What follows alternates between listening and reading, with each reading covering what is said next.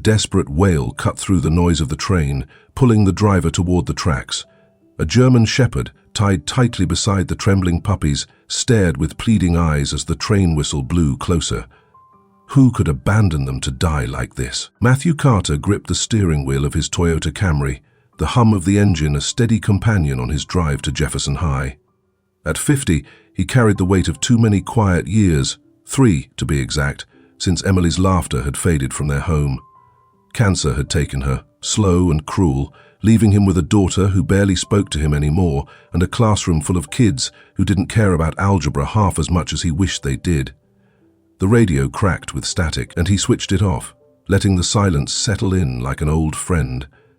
A faint sound broke through, a weak, pitiful whine coming from somewhere off the road. Matthew frowned, easing his foot off the gas. He changed the clock. 7:42 a.m. Plenty of time before first period. The noise came again, sharper this time, tugging at something deep in his chest. He pulled over near the railroad tracks, gravel crunching under the tires, and stepped out into the April chill. That's when he saw her. A German shepherd, her golden fur matted with dirt, tied to the tracks with a rope so tight it bit into her neck. Her eyes, wide and desperate, locked onto him. Next to her, 3 trembling puppies huddled together, their tiny bodies pressed against the cold steel rails. Matthew's breath caught. "Who the hell would do this?" he responded, his voice rough with disbelief. He knelt beside the dog, his hands shaking as he fumbled with the knot. The rope was coarse, fraying, and slick with dampness. "Hang on, girl," he said softly, his fingers slipping as he worked. Her whine turned into a low groan, and one of the puppies let out a sharp yelp. Matthew's heart thudded. He hadn't heard a train yet, but he knew this stretch. The 7:50 freight came through like clockwork. Then it hit, a distant, mournful whistle piercing the morning air. The ground vibrated faintly beneath his knees. "No, no, no," he hissed, tugging harder. The rope scraped his palms raw, blood beaded along his skin, but he didn't stop. The whistle grew louder, a scream now, and he could hear the rumble of steel wheels. With a final yank, the knot gave way. He scooped the dog, Goldie, he'd call her later, into his arms, her weight heavy but alive, and stumbled backward, grabbing the puppies in one frantic sweep. The train roared past, a blur of metal and noise, missing them by mere feet. The wind slammed into Matthew, knocking him onto the grass. Goldie sprawled across his chest, the puppies tumbling beside him. His lungs burned as he sucked in air, the whistle fading into the distance. "You're okay," he whispered, his voice trembling. "You're all okay." Goldie's rough tongue brushed his hand, a tentative lick, and he managed a shaky laugh. The puppies squirmed closer, their tiny paws pressing into his jacket. He sat there for a moment, the damp earth soaking through his jeans, and the thought of Emily. She'd been the first to run out here, no hesitation, her voice sharp with indignation. "Matthew, we can't leave them." She'd loved dogs. Every stray in the neighborhood had ended up with a bowl of scraps on their porch. 3 years ago, when the diagnosis came, she'd made him promise to keep looking out for the little things, the broken ones. He hadn't realized how much he'd failed at that until now. Back at the house, he carried Goldie and her pups to the backyard, settling them under the sprawling oak tree Emily had planted a decade ago. He grabbed an old blanket from the shed and draped it over them, watching as Goldie nosed her babies closer. The back door creaked open, and Patricia stepped out, her 15-year-old frame slouched in a hoodie. She stopped short, eyeing the dogs with a mix of suspicion and curiosity. "What's with the strays?" she asked, her tone flat, arms crossed.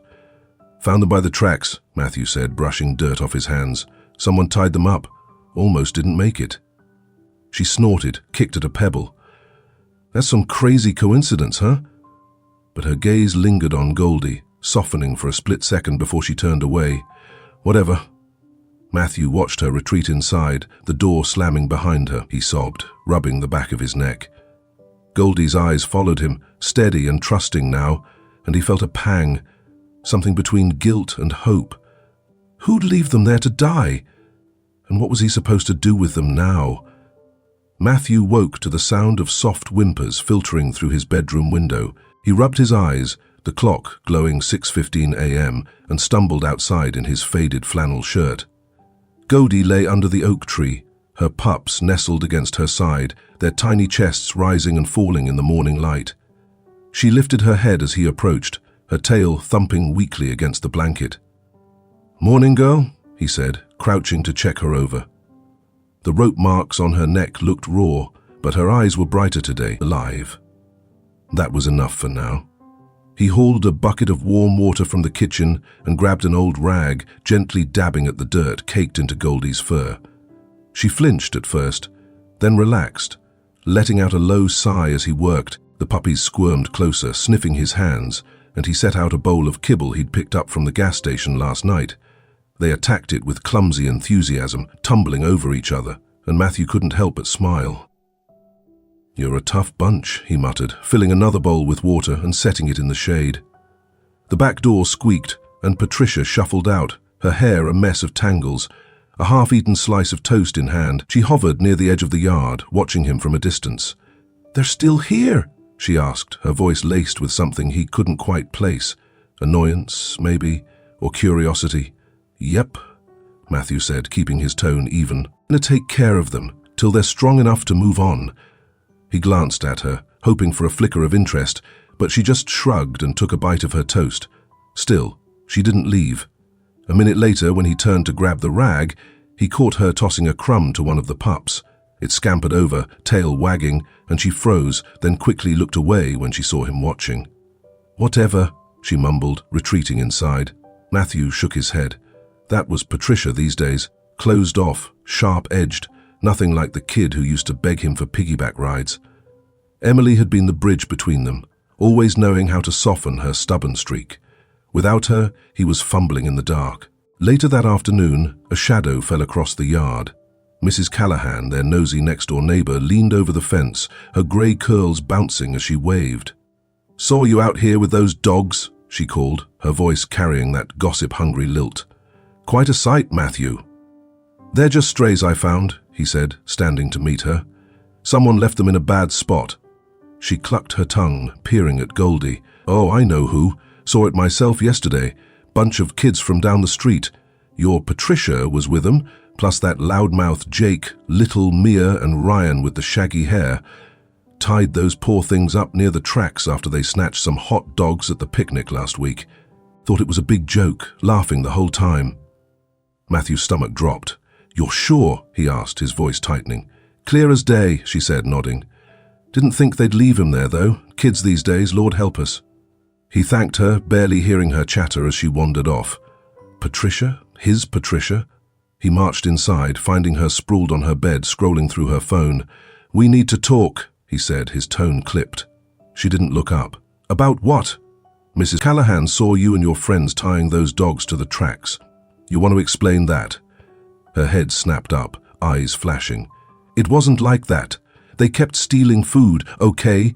We just wanted them gone. Nobody thought they'd actually—" She cut herself off, jaw tight, and swung her legs off the bed.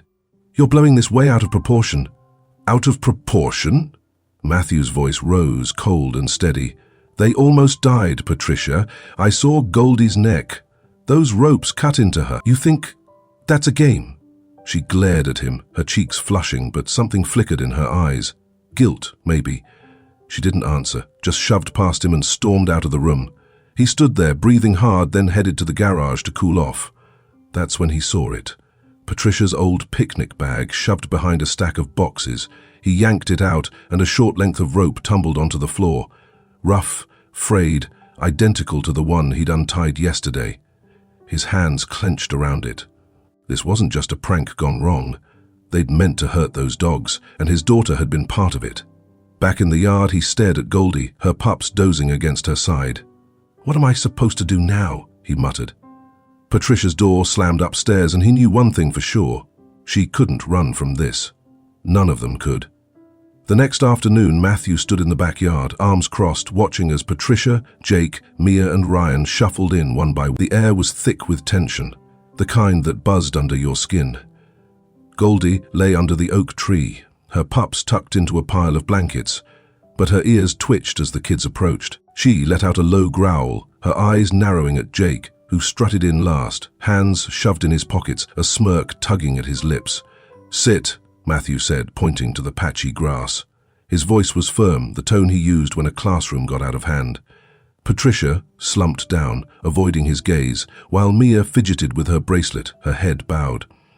Ryan sat cross-legged, staring at the ground, and Jake sprawled out like he owned the place. Matthew held up the rope from Patricia's picnic bag, letting it dangle in front of them. "You know what this is?" Jake snorted. "A rope. So what?" "So," Matthew said, stepping closer, "I pulled one just like it off Goldie's neck yesterday. She and her pups were seconds from being flattened by a train because of you four." Mia's breath hitched, and Ryan's shoulders stiffened, but Jake just rolled his eyes. "They're dogs, man. No big deal." Goldie's growl deepened, her lips curling back, and Matthew saw Jake flinch, just for a second. "I'm not here to lecture," Matthew said, though his voice shook with the effort to stay calm. "I'm here so you can see what you did. Look at her." He pointed to Goldie, who bared her teeth at Jake, her fur bristling. "She's not some toy you mess with and toss aside. She's alive, and she almost wasn't." Patricia's eyes flicked to Goldie, then away, her fingers digging into the dirt. Mia whispered, "We didn't mean for that to happen."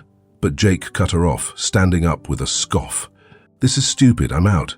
He turned to leave, brushing past Ryan, who muttered, "Dude, just sit down." Goldie barked, sharp and fierce, lunging forward as far as her sore legs would let her. Jake stumbled back, his bravado cracking. "That thing's crazy," he snapped, pointing at her. The pups whimpered, scooting behind their mother, and Matthew stepped between them, holding up a hand. "She's not crazy. She's pissed. And she's got every right to be." Jake glared, chest heaving, then spun on his heel again. "Whatever. I don't need this." He stormed toward the gate, but before anyone could react, a deafening screech tore through the air, a delivery truck swerving off the road, its tires skidding on loose gravel. It barreled straight for Jake, who froze, eyes wide, hands half raised like he could stop it. "Jake!" Mia screamed, and Patricia lurched to her feet, but they were too far. Then Goldie moved. Fast, limping but determined, she slammed into Jake's legs, knocking him sideways just as the truck roared past. Clipping the fence with a sickening crunch, Jake hit the ground hard, rolling into the grass, and Goldie staggered, collapsing a few feet away, panting. Silence fell. Heavy and stunned, the truck driver shouted apologies from the road, something about a blown tire, but no one answered. Mia ran to Goldie, dropping to her knees and sobbing, "She saved you, after everything we did." She buried her face in Goldie's fur, tears soaking the golden coat. Ryan crawled over, his hands shaking as he touched one of the pups. "You don't deserve this," he mumbled, voice breaking. Jake sat up, dirt streaked across his face, staring at Goldie like he'd never seen her before. "Why didn't she just let me go?" he whispered, more to himself than anyone else. Patricia stumbled forward, collapsing beside Goldie and wrapping her arms around the dog's neck. "I'm so sorry," she choked out, her sobs raw and ragged. "I was wrong. I'm so sorry." Goldie's head tilted, resting against her, and for a moment it felt like the whole world held its breath. Matthew knelt beside Goldie, checking her over. Her front leg was scraped, but she'd live. He looked at the kids, really looked at them, and saw the cracks in their walls breaking wide open. "She chose to save you," he said quietly, his voice steady now. "Now it's your turn to choose. Walk away or make this right." Jake swallowed hard, his smirk gone. Mia nodded through her tears. Ryan's fists clenched, resolute. Patricia lifted her head, meeting her dad's eyes for the first time in months. "We'll take care of them," she said, and the others echoed her, a shaky chorus. "Yeah, we will." The backyard had turned into a makeshift daycare by the end of the week. Matthew leaned against the porch railing, coffee mug in hand, watching the kids bustle around Goldie and her pups. The late April sun hung low, casting long shadows across the grass. Goldie lounged under the oak, her scraped leg healing slow but sure, her eyes tracking every move the teens made. The pups, growing bolder, darted between legs and chewed on stray twigs, their tiny yips filling the air. Jake knelt a few feet away, twisting an old piece of rope into a knotty ball. "This is for you, big guy," he said, tossing it to the largest pup, a scrappy little thing he'd started calling Rocket. The pup pounced, tumbling over it with a clumsy growl, and Jake grinned. A real grin, not the cocky smirk Matthew was used to. Yesterday, Rocket had gnawed a hole through Jake's sneaker, and Matthew had braced for an outburst.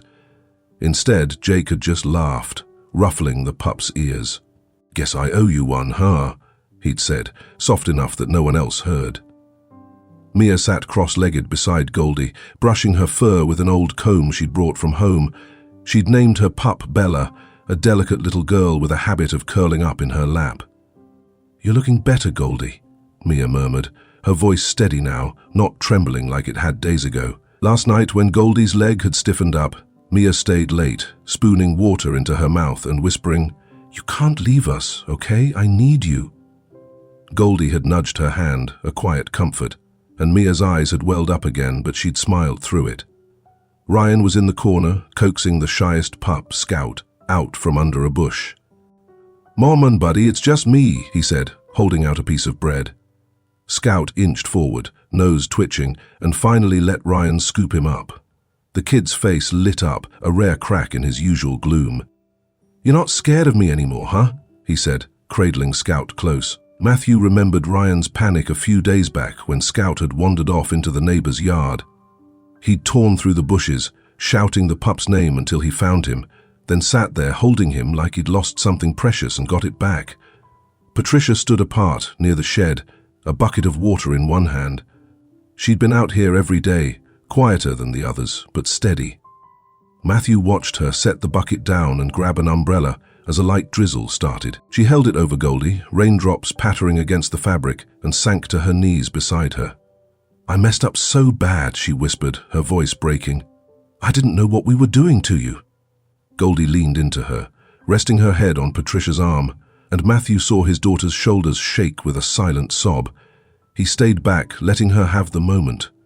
Later, as the rain tapered off, Matthew called them over to the porch. "You're doing good," he said, keeping it simple. "Reminds me of something Emily used to say. Love's not just words. It's what you do, even when it's hard." He paused, glancing at Patricia.